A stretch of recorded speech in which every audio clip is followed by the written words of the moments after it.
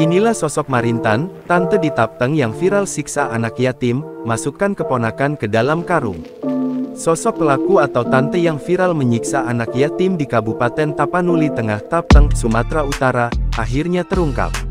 Belakangan ini, kasus tante menyiksa anak yatim itu beredar viral di media sosial. Dalam video yang beredar, anak perempuan tersebut diminta untuk bekerja berat mengangkut air. Bahkan, pelaku memasukkan bocah itu ke dalam karung. Kini, kepolisian pun telah menangkap sosok pelaku tersebut. Pelaku bernama Marintan Sasmita Situmorang, 37, yang adalah tante kandung korban, PHN, 8. Dilansir dari keterangan resmi Polres Tapanuli Tengah, peristiwa kekerasan terhadap anak itu terjadi di Komplek Perumahan PT Nauli Sawit, Kelurahan Bajamas, Kecamatan Sirandorung, Kabupaten Tapanuli Tengah. Sementara itu, pihak yang melaporkan kasus ini adalah ibu kandung korban, Bintang Situmorang, 40.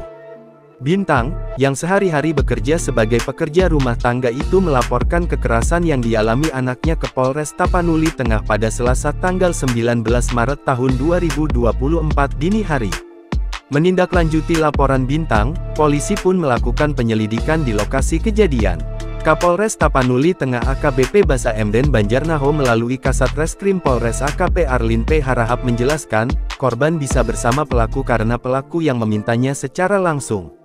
Korban PHN, 8 Ten, diberikan ibunya kepada pelaku tante kandung atas permintaan pelaku kepada ibu korban, ucap Arlin, dikutip pada Rabu, tanggal 20 Maret tahun 2024. Sehingga anak pelaku memiliki teman bermain di Manduamas, tambahnya. Adapun, lanjut Arlin, korban diminta tinggal dan dirawat oleh tantenya dari Januari tahun 2022.